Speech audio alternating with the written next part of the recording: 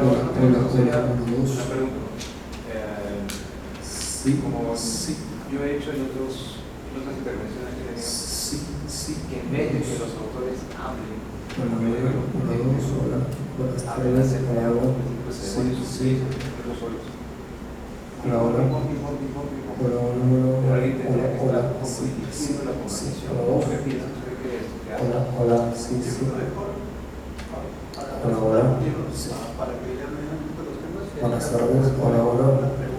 Hola, buenas tardes, sí.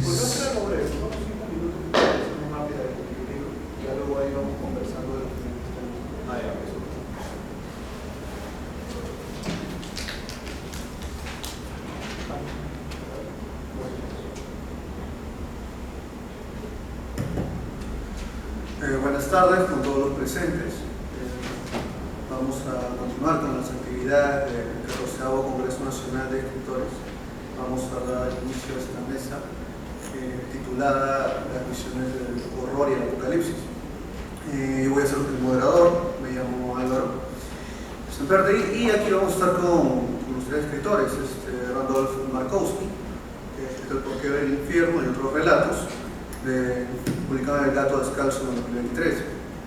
Randolph Markowski nació en la ciudad de Lima, soy ingeniero de la Pontificia Universidad Católica del Perú y es escritor dedicado a los géneros de fantasía y terror. Es autor del libro Memorias del Supay, publicado por Editorial Cthulhu en octubre de 2021, y el libro El porquero del infierno, publicado por la editorial El gato descalzo en octubre de 2023. Ha publicado asimismo relatos en diversas antologías, entre las cuales destacan Manuscritos de Riley, Antropología del Tributo a Lovecraft, de autores peruanos, en 2018, El nombre de Satán, Cuentos satánicos, en el 2020, Eros en el Averno, Cuentos de horror erótico, en 2021, entre otros.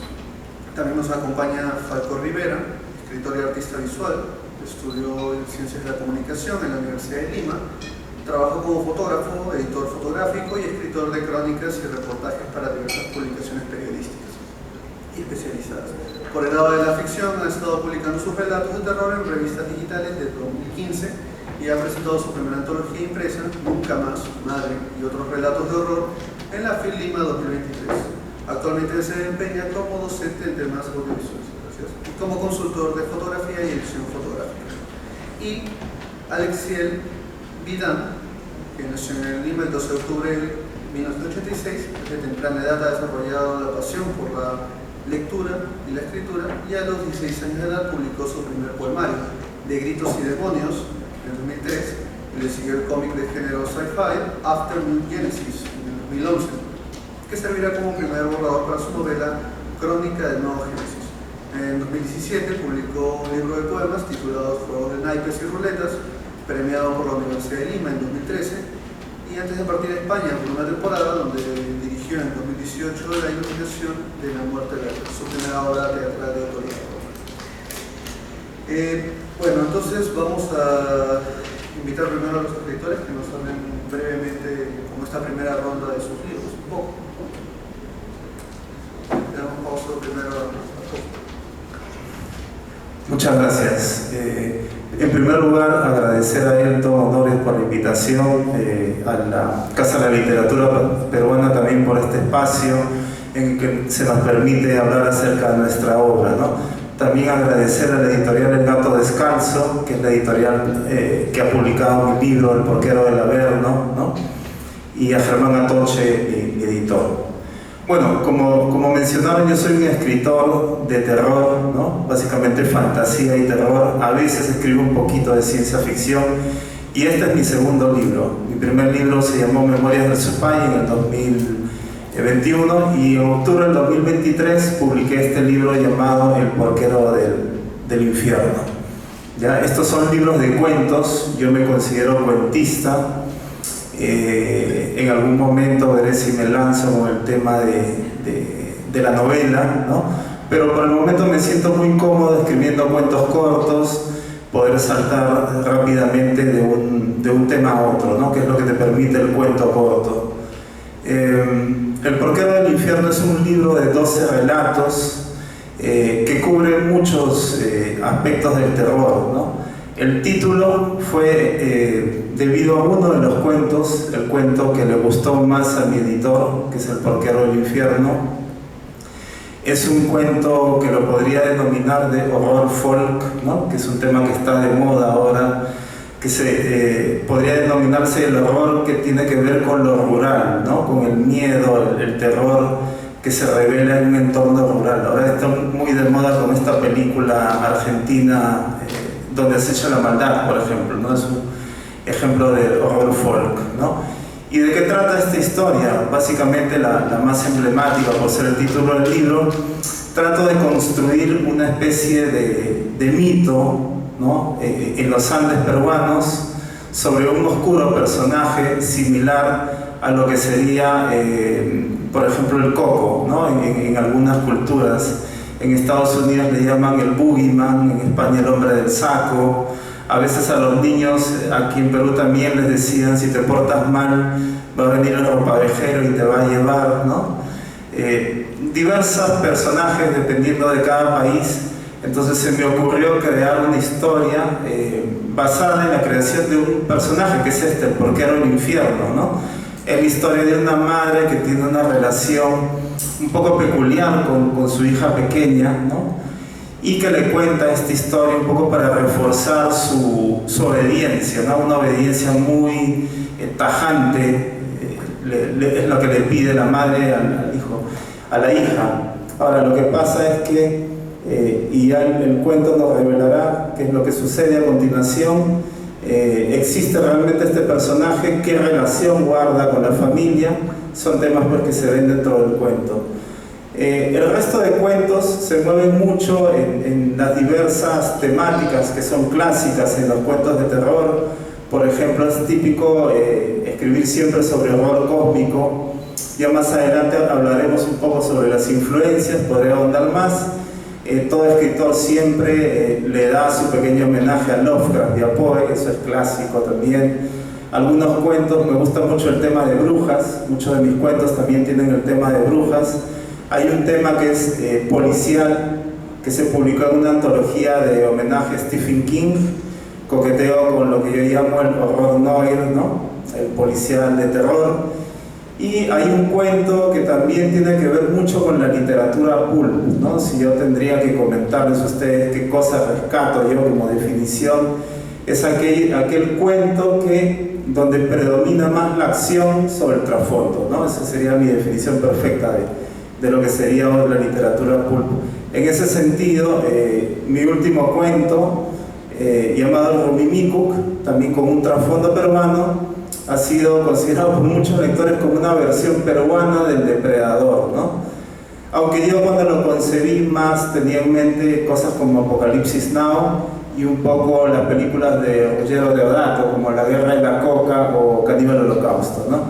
Siempre metido en este tema de lo pulp, de lo sensacionalista, ¿no? Son 12 relatos de terror que se mueven en todas esas variantes, ¿no? Bueno, muchas gracias.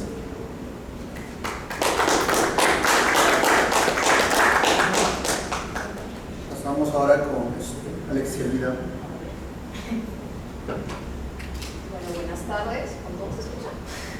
Buenas tardes, gracias por estar aquí presentes, gracias a Elton y a la Casa de la Literatura por confiar en mí para participar en este congreso. Bueno, Crónica del Nuevo Génesis es mi primera novela, ¿no? No es mi primer libro, pero sí es mi primera aventura de este tipo en el formato novela y además entrando en la temática de ciencia ficción, porque yo antes he publicado poemarios, he publicado, bueno, en realidad un poco de todo.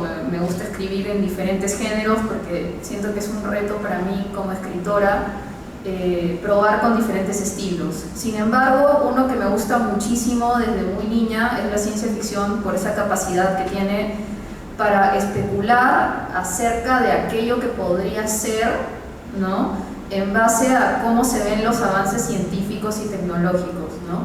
Curiosamente, la mayoría de estas especulaciones suelen ser no muy positivas, ¿no? Ahí tenemos a Mary Shelley con Frankenstein, considerada la primera novela de ciencia ficción de la historia, ¿no? En su época el descubrimiento era la electricidad y pues lo que ella pensó era que a un loco se le iba a ocurrir revivir a los muertos y crear el primer zombie, ¿no? Bueno, crear un zombie a partir de ello.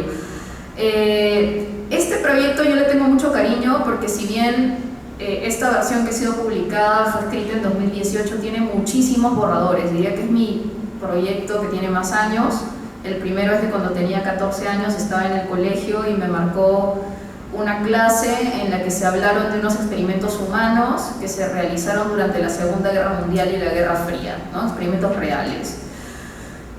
Esto me hizo explotar como 10 neuronas, ¿no? En ese entonces, encima, acaban de caer las Torres Gemelas, entonces estábamos full teorías conspirativas por todos lados.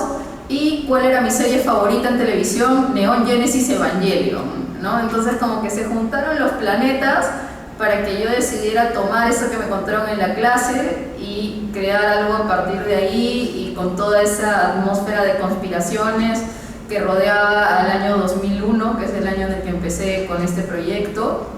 La historia nos traslada a un futuro cercano, post Tercera Guerra Mundial, ¿no? En el que los países han cambiado muchísimo, ya el mundo no es el que conocemos actualmente, hay países que han desaparecido, ciudades que también han desaparecido, entonces los países han tenido que reagruparse un poco a conveniencia y un poco a la fuerza. Y hay una organización que deriva de la ONU que se encarga supuestamente de mantener el orden y evitar que ocurra otra guerra mundial, ¿no? Además de verificar que los avances tecnológicos se usen para el bien de la humanidad, ya que la Tercera Guerra Mundial, conocida como guerra científica, fue provocada por unos experimentos, todo surgió de unos experimentos humanos, ¿no? Ese es el contexto en el que surge, en el que inicia la historia, y la protagonista es una chica de 16 años, Alexia Barik, que es la hija del vicepresidente de esta organización que supuestamente trabaja pues en pro del bien de la humanidad.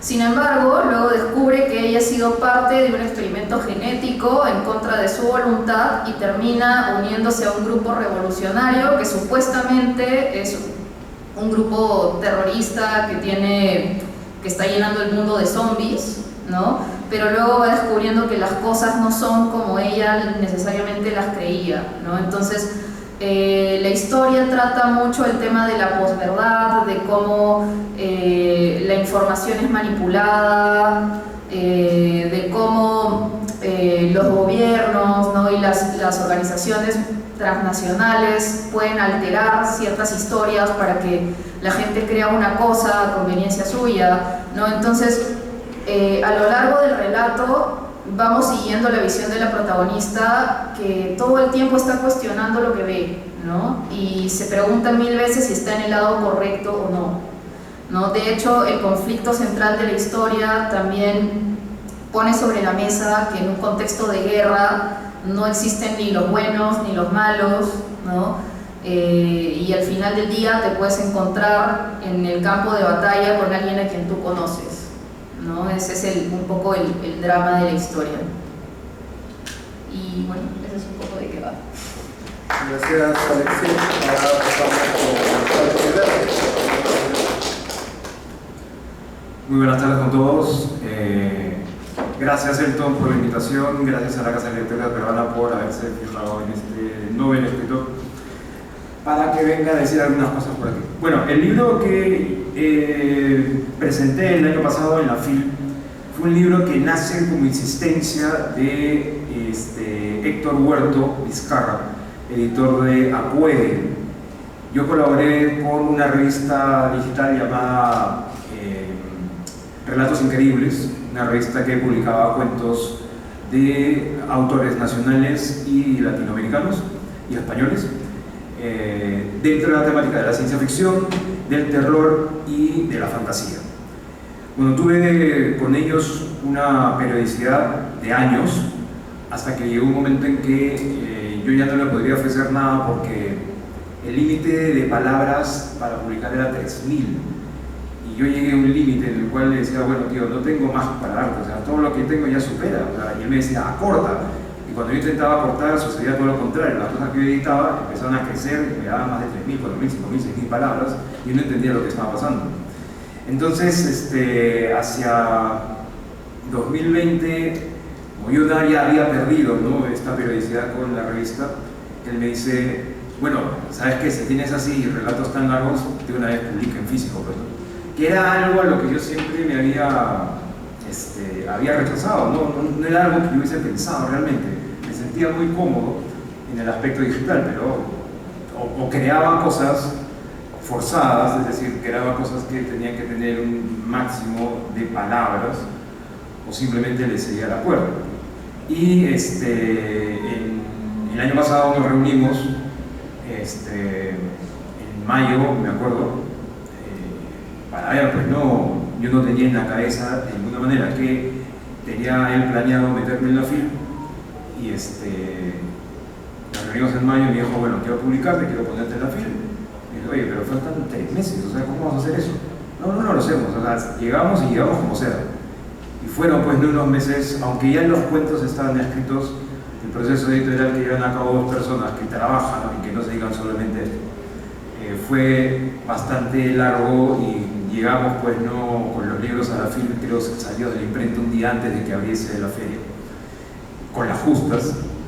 El libro fue muy bien recibido, y es un libro que incluye 3 relatos que previamente fueron publicados en Relatos Increíbles, y 3 relatos inéditos, los que son de mayor extensión.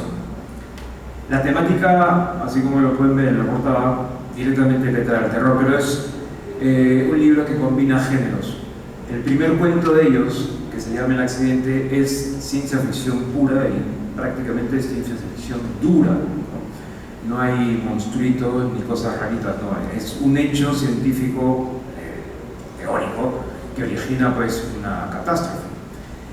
Y los otros cuentos, que se llaman El Rolfi, El viaje del maestrito, La batalla de Santagua, y el último, que le da título a la historia, Nunca más madre, que le da título a la antología, pero Nunca más madre, son cuentos en los cuales es o terror puro o ciencia ficción con terror. Cada uno de ellos tiene un origen distinto. En lo que todos, digamos, tienen algo en común es que se refieren a cosas que parten a partir de algo que yo he vivido, que yo he escuchado, que yo he visto, y uno de ellos sí que he soñado. Pero esos puntos de partida son los lugares a los que yo quiero llegar. O sea, yo no tengo una historia creada per se, o sea, no me imagino la historia en sí. La historia para mí se desarrolla a partir de un sitio al que quiero llegar. En el caso de, por ejemplo, vamos a ver, La batalla de Santagua, que es una historia más o menos como un road movie, sobre una pareja que viaja por una zona similar a lo que puede ser el Ande peruano, en una camioneta, viajando, parte de una pesadilla que yo tuve. Dicho sea paso, a mí las pesadillas me encantan, realmente me fascinan, me gusta tener pesadillas porque yo sé y me doy cuenta que estoy soñando, ¿no? Cuando tengo sueños lúcidos son geniales porque uno se ve como el protagonista de una historia escrita por un mal guionista. Entonces yo tuve una pesadilla en la cual veía una familia con un detalle, que no se los voy a contar porque si no les malogro la historia. Y ese detalle se convirtió en el punto de llegada. Para llegar a ese punto yo no sabía ni siquiera qué tenía que hacer. Entonces cuando yo escribo solamente tengo ¿a dónde quiero ir? ¿A dónde quiero llegar? Me pongo frente al teclado y a ver, sabe Dios qué sale. Y es un camino bastante entretenido porque yo no sé exactamente qué es lo que va a salir. Solamente sé a dónde quiero llegar. Y todos los cuentos que están aquí y todos los cuentos que yo hago se sustentan en eso, en un hecho, ¿no? En el caso de La batalla de Santagua, es sobre una pareja que llega, que presencia un acto inexplicable ante el cual se tiene que enfrentar. El otro cuento, El Rolfi, es el enfrentamiento de un hombre en solitario en un planeta X. Es un exobiólogo que se ve acosado por una criatura en un lago de aguas completamente oscuras. Una criatura de la cual él sospecha que estaba extinta y que aparentemente no lo está. El viaje del maestrito se basa en una historia que yo escuché acerca, en estas historias que uno escucha en las cantinas o en los bares de carretera, en los camioneros y los transportistas que están con la chela y empiezan a hablar de lo que viven en las pistas. Y en una de estas yo pesqué una que jamás había escuchado, nunca había escuchado esa historia, sobre unos seres, o unos hombres, mejor dicho, que ayudan, eso es lo que yo escuché, que ayudan a la gente que se queda botada en el camino. Cuando tú recibes la ayuda de esto, se te pinchó la llanta o el radiador se te hizo un agujero, cualquier cosa que le pase al camión o al bus, sin pasajeros, ¿no? Siempre es para la gente sola. Vienen estos 3 individuos o 4 individuos con un gorro enorme, ¿no? Vestidos como de la zona, pero siempre con un sombrero, y te dan la ayuda, pues, ¿no? Te ayudan a arreglar lo que tengan que arreglar. Y todas las historias que estos tíos contaban coincidían en que siempre, ¿no? Al final, recién el que era ayudado se daba cuenta de que estas personas que habían venido de la nada, porque tú te quedabas tirado en el desierto, ¿no? Esto lo escuché en la carretera norte, no tenían cabeza. O sea, entre la ropa de aquí y el sombrero había un espacio vacío en el cual ellos no se habían fijado, jamás le habían visto la cabeza, ¿no? Y eso les producía pues diferentes reacciones, iban corriendo, se metían al auto, etc. Esa historia jamás la había escuchado, me pareció tan, pero tan original, que fue también uno de mis puntos de llegada para ver pues, ¿no? este acontecimiento. Y el viaje al maestrito es la historia de un señor que hace encomiendas, ¿no? En un lanchón antiguo de los años 70, y que tiene, pues, ¿no? En el viaje le pasan muchas cosas raras, y una de ellas es el encuentro con estos seres. El accidente, bueno, ya les dije que era la batalla de Santagua, el Rolfi, el viaje al maestrito, y Nunca Más Madre, que es el cuento que le da título a la antología, es la historia de un matricidio, ¿no? Un muchacho que mata a su madre. ¿Por qué la mata? Es algo que se va descubriendo en el camino. Pero es un acto desesperado en el cual pues sospecha continuamente. ¿Por qué? Porque la madre es bruja. No estamos hablando de bruja que es una señora mala, no estamos hablando de bruja que es una bruja de rapa, que hace brujerías, vudú y todas esas cosas. El chico tiene una ventana para poder deshacerse del cadáver, y si no lo logra, sospecha que algo puede pasar. Entonces, es una historia de, más o menos, una lucha en contra del tiempo, en medio de la celebración y la libertad que él siente por haber matado a su madre, y lo que sospechamos que podía suceder. Cuando el libro salió con una preventa que incluía, para las personas que tenían el libro en preventa, una versión electrónica en EPUB que incluía un 6º cuento llamado Algo Rojo en el Cielo, que es ciencia ficción también, basado en una historia, en una experiencia personal que yo tuve a los 10 años de edad. Tuve un encuentro cercano, el primer tipo real, con mi padre y con mi hermano, que es la experiencia más espectacular que yo tengo en mi infancia. Y lo usé también como parte, un punto de partida para crear una historia más grande. La edición electrónica también incluye una pequeña sección final que se llama The Making of, donde describo todo el proceso creativo de las 6 narraciones que se incluyen en esta versión, que posiblemente tenga una reedición este año de este libro, donde se incluya esta sección y el 6º cuento. Gracias. Ahora vamos a pasar a una segunda ronda, que es justo sobre el proceso creativo y las influencias. Y me gustaría también hacerles una consulta con respecto a ello, ya que a razón de que son libros de relatos cortos, en este proceso creativo consideran de repente que cuando se crea una historia de terror, ciencia ficción, es mejor trabajarla en que no sea tan extensa, es de repente una decisión más propia del escritor, o de repente ayuda a que el espectador no se agobie tanto y pueda disfrutar de repente con un viaje de repente más corto y que más duradera la impresión. Entonces me gustaría hacerles esta pregunta, ¿no? Parte también para trabajarla, y en este caso vamos a invertir un poco el rol de las intervenciones y vamos a comenzar primero con Falco. Ok, hay una magia en los relatos cortos, ¿no? La magia en los relatos cortos es que no demandan mucho tiempo para leer, no demandan mucho tiempo para escribir, o de repente sí, pero son universos mucho más cerrados que nos impactan de manera mucho más inmediata. Sin embargo, yo no creo que esa sea la fórmula perfecta ni la mejor fórmula para un relato de terror.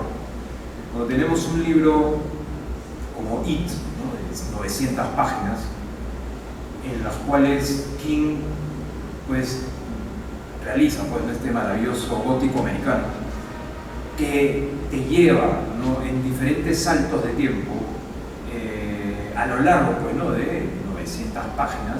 Tienes un terror que se desempeña de manera constante y continua en los personajes, los niños y después, ¿no?, cuando son adultos, que se enfrentan, ¿no?, contra Pennywise.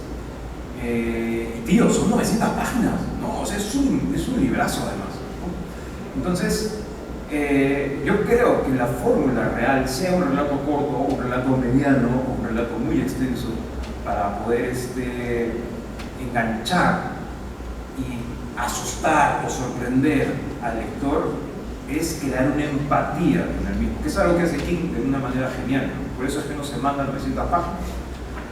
Porque King trabaja con gente común, normal y corriente que se enfrenta a un acontecimiento que es completamente inusual y que es desbordante para el protagonista, que se ve obligado a enfrentar. King lo que hace, y es lo que a mí me gusta hacer también, o sea, mis narraciones están hechas en base a gente normal, común y corriente, como tú, como yo. King lo que hace es poner en el ciudadano común, el de a pie, el de la calle, algo que lo va a desbordar y que no sabe cómo hacer para enfrentarlo, pero lo hace.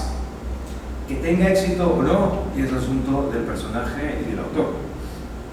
Pero si tú no enganchas ese nivel empático con el nivel más llano que puede tener el lector, si tú no le das personajes con los cuales se identifique, no sirve.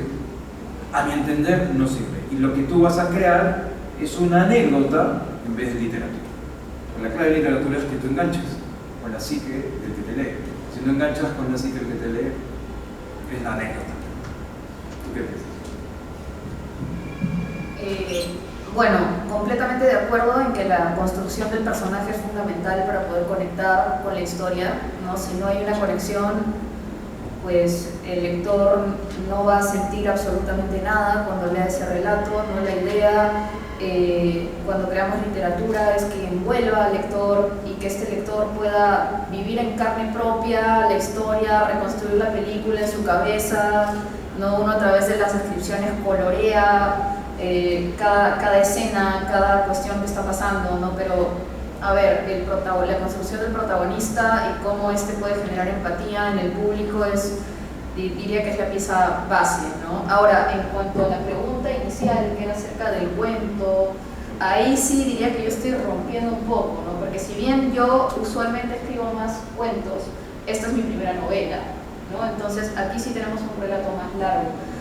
¿Por qué opté esta vez por una novela? Bueno, aparte de esa obsesión que ya mencioné hace rato con retarme a mí misma, ¿no? He probado con diferentes estilos, realismo mágico, realismo sucio, poesía, etcétera, y ciencia ficción, y también era parte de romper eso, pues irme a otro formato. Diría que el mundo que imaginé a partir de esta anécdota que les conté de hace muchos años atrás, no tenía muchos detalles y muchos ángulos que quería explorar y daba pie a que pudiese desarrollar el drama de varios personajes, ¿no? Entonces sentía que era un mundo muy rico y que tenía para sacar mucho de ahí, y de hecho yo siento que con esta novela me estoy quedando corta. Por eso es que yo tengo un spin-off escrito que espero publicarlo el próximo año, y estoy trabajando en una secuela, ¿no? O sea, esto ya se convirtió en una saga, ¿no? Entonces, a ver, los cuentos son como los cortometrajes y las novelas son como las películas o inclusive las sagas de películas, ¿no? Yo creo que con un shot, ¿no? Con un cuento corto, tú quieres golpear al lector, quieres dejarle una sensación o una idea específica muy clavada, ¿no? En cambio, en una novela tú exploras diferentes temas, diferentes vidas, ¿no? Porque sigues a más de un personaje, hay más de una disrupción, hay tramas y subtramas, ¿no? Entonces, no creo que uno sea superior al otro, sino depende de cuál sea tu objetivo y qué sensación quieras plasmar en el lector, ¿no? A mí me ha pasado con otros relatos que me han dicho, ¿y por qué no lo hiciste más largo? No, porque lo que yo quería transmitir era esto, ¿no? Era un golpe seco en el lector, aquí es otra cosa. Gracias, para Marcos. ¿Qué tal? Un poco yendo de atrás para adelante para responder las preguntas. Claro, en cuanto a la diferencia de lo que es escribir una novela con escribir un cuento y el impacto que tiene esto en el lector, yo me quedo con la definición, no recuerdo quién hizo esta analogía, pero hizo una analogía con un match de boxeo, ¿no? Dijo, en la novela tú puedes ganar la pelea por puntos, lo cual significa que la novela puede tener su relleno, puede tener altibajos. Y eso yo siento que suele suceder en muchos escritores. Y es un poco lo que se le achaca a escritores como Stephen King, que sus novelas pudiesen ser mucho más sintéticas y cortas. Antiguamente incluso se pagaba a los escritores por palabras y las historias terminaban inflándose un poquito más de lo que deberían. Pero en el cuento no se puede, definitivamente. En el cuento tú tienes que ganar la pelea por knockout, tienes que impactar al lector, tienes que noquearlo, tienes que fulminarlo. Para mí esa es la diferencia principal entre escribir una novela y escribir un relato, ¿no? En cuanto a mis influencias literarias, sí me gustaría comentar, como dije a un inicio, todos los que somos escritores hablamos un poquito siempre de que ya sea Lovecraft, ya sea Poe o ya sea Stephen King ha sido nuestra influencia. Probablemente Lovecraft sea influencia de la mayoría de escritores post la era Lovecraft y el círculo Lovecraftiano. Incluso el propio Stephen King, yo recuerdo el primer libro que leí de él fue su cuentario, El umbral de la noche, abre con un cuarto Lovecraftiano soberbio que es Los misterios de Gusano, ¿no? En inglés es Jerusalem Lot, un cuento de homenaje a Lovecraft, demoledor, que está incluido en los nuevos mitos de Cthulhu, además, ¿no? Entonces todo escritor empieza de alguna forma dándole homenaje, copiando, imitando a estos escritores. Pero me gustaría mencionar que particularmente a mí me gusta propiciar lo peruano. Y en ese sentido mi influencia fundamental fue haber leído El campeón de la muerte de Enrique López Albújar cuando era pequeño en el colegio.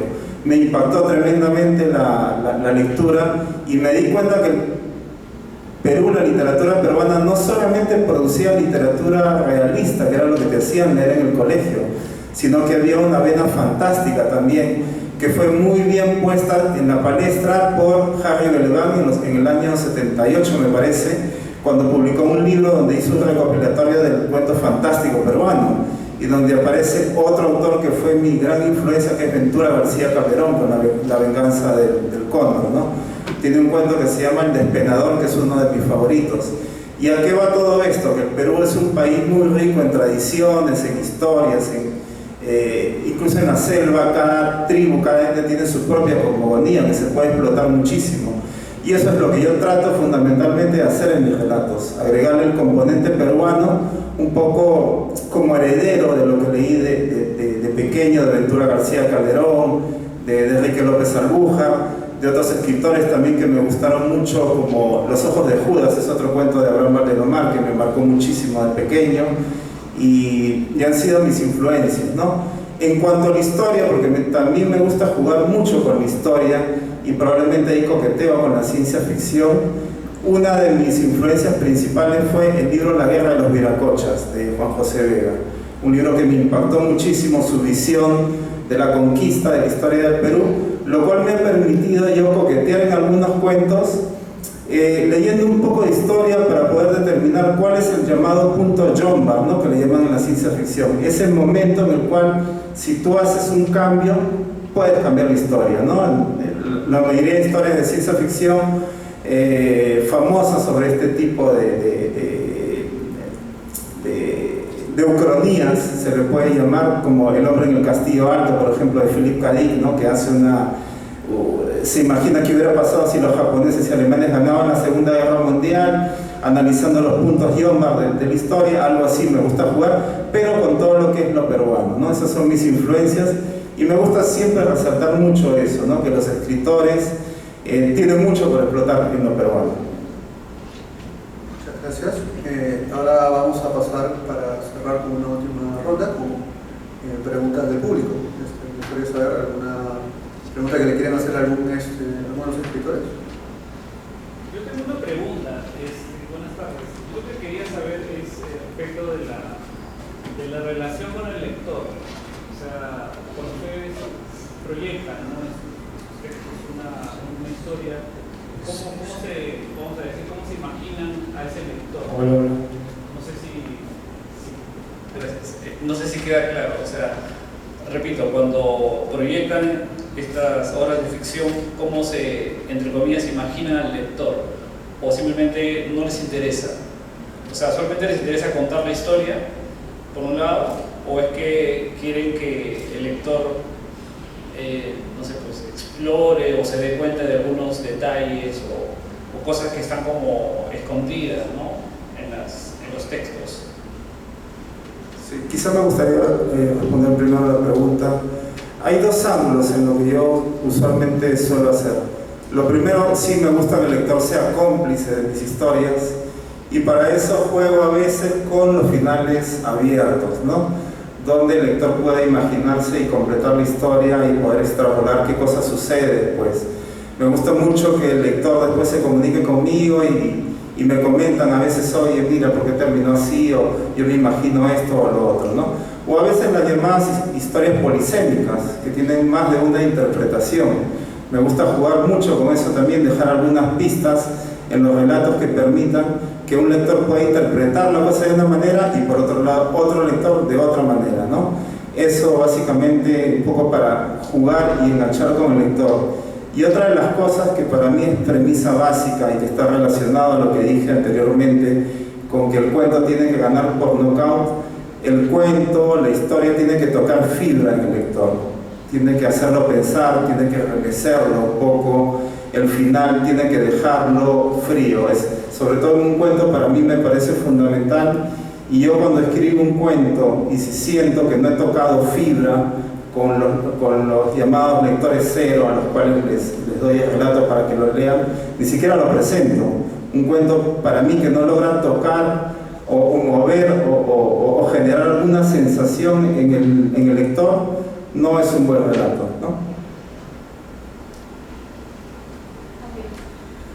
Bueno, en mi caso, yo tiendo a usar mucho la primera persona cuando escribo, ¿no? Me gusta ponerme en los zapatos de él o la protagonista y hacer que el lector descubre el mundo y descubre las pistas al mismo tiempo que el protagonista. Es decir, el lector va a ser muy ignorante al principio de la historia y pues me encargo por ahí de al principio dejarle alguna intriga, ¿no? Yo, de hecho, hay un curso que yo dicto en la universidad que tiene que ver con crear historias. Algo que recomiendo usualmente es arranca con un buen golpe, ¿no?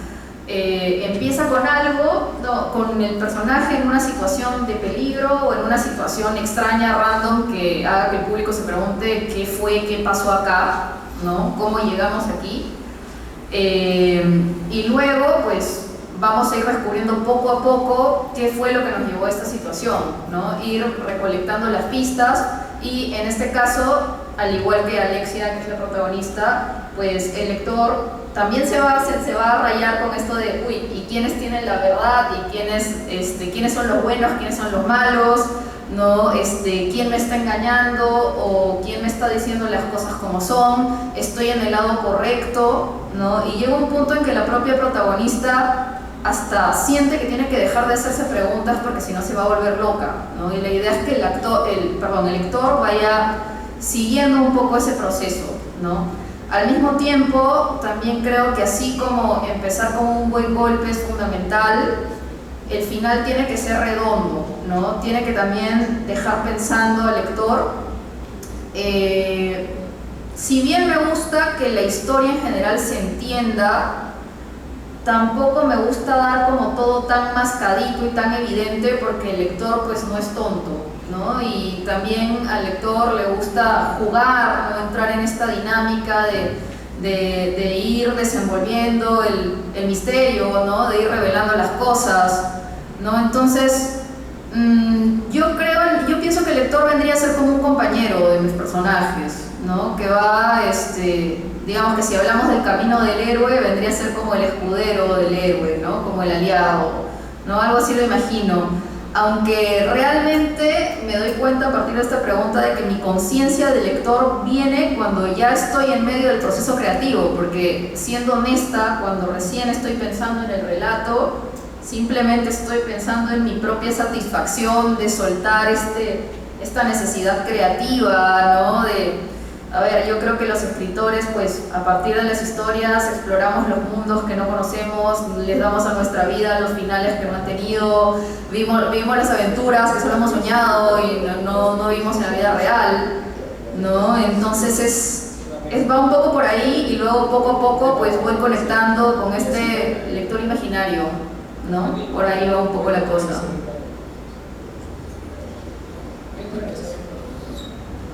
Bueno, para mí la relación con el lector es de tú a tú. Yo no lo tengo ni por debajo ni por encima. En ese sentido, se adapta muy bien a mi propio proceso creativo. Yo soy escritor, autor, lector y explorador de lo que yo escribo. Como les dije en un momento, yo no sé en ningún momento qué es lo que voy a escribir, solamente sé a dónde quiero llegar. En ese proceso de escritura, yo tengo una premisa muy clara. Yo quiero escribir lo que a mí me gustaría leer. Y en tanto yo quiero escribir lo que a mí me gustaría leer y escribo lo que a mí me gustaría leer, y créanme que muchas veces no quisiera saber lo que escribo para sencillamente leer lo que otra persona escribió y sorprenderme un poco más, ¿no?, de lo que tengo entre las manos, pienso que el lector tiene que sorprenderse tanto como yo en el momento de ir descubriendo página a página lo que le sucede a los protagonistas y los giros que puede haber en la historia. Yo la relación que he tenido en la FIL y en la Ricardo Palma, donde procuré, y precisamente para entablar una relación con los lectores, procuré estar todos los días de cada una de estas ferias en el stand de Acueri, para entender a qué público es que le interesaba el libro. Y llegué a conclusiones muy interesantes, ¿no? El grueso de lectores de mi libro eran mujeres entre los 15 y los 23 años. El gran porcentaje de personas que compró el libro cuando yo estaba ahí y al que yo firmaba eran, o el grueso, ¿no?, mujeres entre 15, 14 y 23 años, ¿no? Me pareció sorprendente. Y yo hablaba con ellas, y bueno, eventualmente no con los lectores, también hombres, para saber qué es lo que les llamaba la atención del libro, por qué lo escogían, y qué es lo que les gustaría ver en un futuro como algo escrito, no solamente por mí, sino por cualquier autor. Y yo trato de no venderme, o sea, no cojo lo que ellos me dicen o ellas me han dicho para escribir algo, no, simplemente me nutro de la posición que tienen los lectores de lo que yo he hecho y me retroalimenta para seguir en ese camino de escribir lo que a mí me gustaría leer y siempre pensar que el lector es una persona que está a mi lado, es una locura mía, pues, que está a mi lado acompañándome tanto en el momento de la escritura como en el momento de la lectura. Y en el momento de la escritura, acompañándome posiblemente para darme algún tipo de sugerencia, como algo que le gustaría más o algo que no le gustaría ver. Es una cosa muy abstracta, ¿no? De repente yo estoy mal de la cabeza cuando estoy diciendo estas cosas, ¿no? Y me imagino voces que me dicen haz esto, escribe lo otro, todo lo demás. Pero yo tengo un gran respeto por los lectores de mis libros, con algunos de los cuales mantengo una comunicación continua y a los cuales siempre trato de tú, ¿no? De hecho, todas las publicaciones que yo tengo en Instagram, Facebook, otros sitios, es dirigido a tú. O sea, mira lo que te voy a dar, entiendes lo que estoy escribiendo me interesa mucho, ¿no?, crear esa empatía primaria y esa relación horizontal absoluta, para que no vean al autor como el que está por acá en el podio. No, no, para nada, ¿no? Yo soy una persona como tú y quiero que me entiendas como una persona como tú. Quiero que entiendas que yo escribo como de repente tú podrías escribir. Para mí eso es fundamental, ¿no?, crear una empatía absoluta con el lector. Pues si se logra, no, ya es otro asunto, pues, ¿no? Pero digamos que eso es lo que yo intento. Muchas gracias por las preguntas y también al público. Con esto vamos a agradecer la participación de los ponentes. Hemos concluido con el tiempo de esta mesa y también los invitamos a continuar con las actividades del Congreso que vienen a posteriori.